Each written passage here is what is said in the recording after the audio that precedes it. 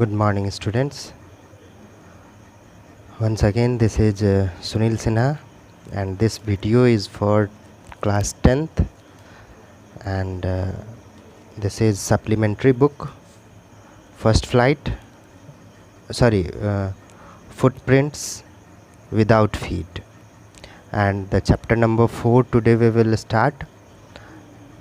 The topic is a question of trust. So all of you have known this word trust, how the trust is. No, faith हुआ या trust हुआ, these are the most promising word. This chapter is written by, let me see who is the writer, Victor Canning. So note something about Victor Canning. He is a British writer. Okay, British writer. He has written novels and thrillers, and about 50 or 60 tales, stories that they are fictional stories. His birth date is 16th June 1911, and his death was on 21st February 1986.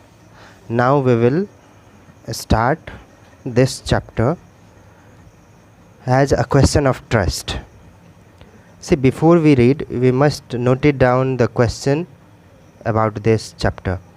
It is said that you must set a thief to catch a thief. This is a proverb, you can say, कि चोर को पकड़ने के लिए आपको एक चोर उसके पीछे लगाना पड़ेगा. But it is also said, लेकिन दूसरी भी कहावत है, that there is honour among thieves.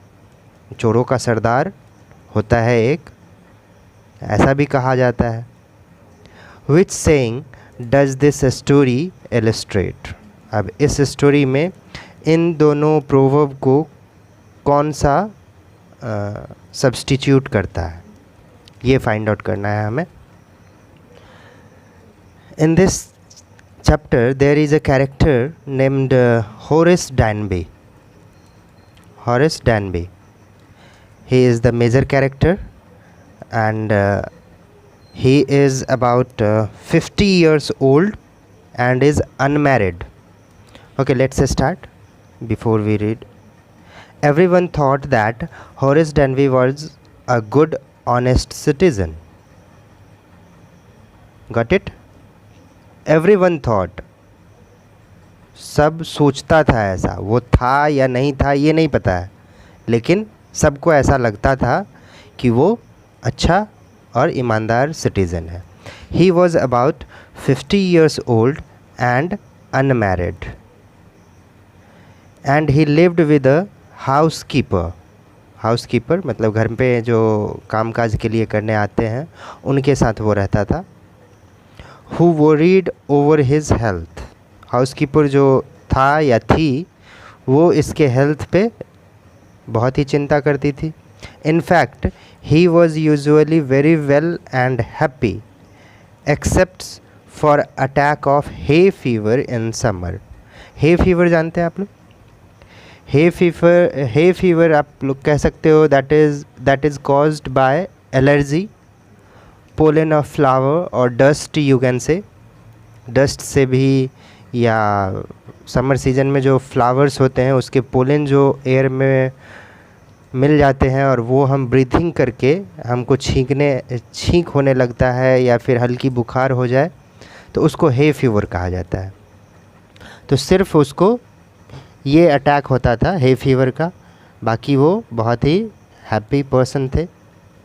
He made locks and was successful enough at his business to have 2 helpers. वो लॉक्स बनाया करता था और अपने बिजनेस में वो 2 हेल्पर्स भी रखा था. Yes, Horace Danby was good and respectable. तो इस तरह से आप कह सकते हो he was also a good person and respectable person. But देखिए वहाँ पे हाइफन दे करके कुछ एक्स्ट्रा दिया हुआ है. बट नॉट कम्प्लीटली ऑनेस्ट, पूरी तरह से ऑनेस्ट नहीं था वो. 15 years ago, Horace had served his first and only sentence in a prison library. देखिए 15 साल पहले हॉरेस डैनबी जो है अपने लाइफ का पहला सेंटेंस उसको मिला था. सेंटेंस यहाँ पे हम लोग कहेंगे सज़ा को. फैसला हुआ था उसके ऊपर कि वो प्रिजन लाइब्रेरी को सर्व करेगा. प्रिजन लाइब्रेरी, प्रिजन तो आप लोग जानते ही हैं और जेल में हर फैसिलिटीज़ होते हैं, तो लाइब्रेरी में इसको मिला था रहने का जगह. He loved rare expensive books. इसके लाइक्स यहाँ पे बताए गए हैं. What he love, expensive book. So he robbed a safe every year. और यही रीज़न है कि वो एक सेफ को प्रत्येक साल चोरी करता है. Each year he planned carefully just what he would do. Stole enough to last for 12 months and secretly bought the book he loved through an agent. और यही रीज़न था उसके चोरी करने का कि वो एक सेफ को इतना पैसा वो चोरी कर लेगा जितना कि उसका 1 साल पूरा चल जाए, और वो बुक्स जो एक्सपेंसिव है उसको परचेज कर पाए. और वो भी सीक्रेटली करता था थ्रू एन एजेंट. एक एजेंट रखा था उसके लिए उसने. Now walking in a bright July sunshine. It was the month of July and he was walking. He felt sure that his year's robbery was going to be successful as all the others. इस साल भी वो सोच रहा था कि इस साल भी इसका जो रॉबरी है वो भी सक्सेसफुल होगा बाकी रॉबरीज़ की तरह. For 2 weeks he had been studying the house at Shootover Grange. Shootover Grange place का नाम है, जगह का नाम है. उस जगह पे एक हाउस को वो स्टडी कर रहा था. स्टडी करना यहाँ पे क्या मतलब होगा? पढ़ नहीं रहा था, उस पे नज़र जमाए रखा था उसने कि कब वो घर खाली होगा और कब ये चोरी कर सकता है. नज़र रखा था उसने. Looking at its room, its electric wiring, its path and its garden. उसके अंदर जाने का रास्ता, उसका गार्डन, उसका इलेक्ट्रिक वायरिंग कैसे है, उसका रूम कैसे डिज़ाइन है, ये सारे पे वो नज़र रखा था कि कैसे हम घुस सकते हैं अंदर और कोई हो अंदर तो भाग भी सकते हैं. This afternoon, the 2 servants who remained in the Grange while the family was in London. अब इस आफ्टरनून के बारे में बता रहे हैं कि जिस दिन वो वॉक कर रहे थे उस दिन 2 सर्वेंट्स थे और दोनों ही ग्रेंज में थे जबकि पूरी फैमिली लंदन गई थी. Had gone to movies. और वो जो दोनों सर्वेंट्स हैं वो मूवी देखने गए हैं. Horace saw them go. Horace ने उनको जाते हुए देखा था. And he felt happy in spite of a little tickle of hay fever in his nose.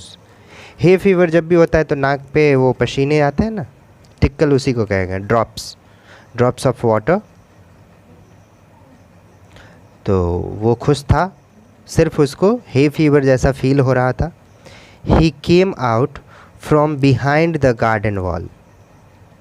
Garden की तरफ से वो आया. His tools carefully packed in a bag on his back. और उसके बैक पे जो बैग था वो उसमें टूल्स था. There were about 15,000 pounds worth of jewels in the Grange safe. उस घर के सेफ में लगभग 15,000 पाउंड के ज्वेल्स थे। If he sold them one by one he expected to get at least 5,000। अगर वो वन बाय वन सबको बेचता है तो कम से कम उसको 5,000 मिल जाएंगे। 5,000 रुपये नहीं होगा, यहाँ पे पौंड ही होगा। Enough to make him happy for another year, और इतना उसको 2 साल के लिए एनफ होगा। There were 3 very interesting books coming up for sale in autumn. Autumn season में हर ईयर 3 बुक्स सेल के लिए अवेलेबल होते हैं, तो उसको भी वो परचेज करेगा। Now he would get the money he wanted to buy them. अब वो उसको उतने पैसे मिल जाएंगे जितना में वो उसको ख़रीद पाए। Okay, let it be for today. Next day we will continue from here. Okay, thank you.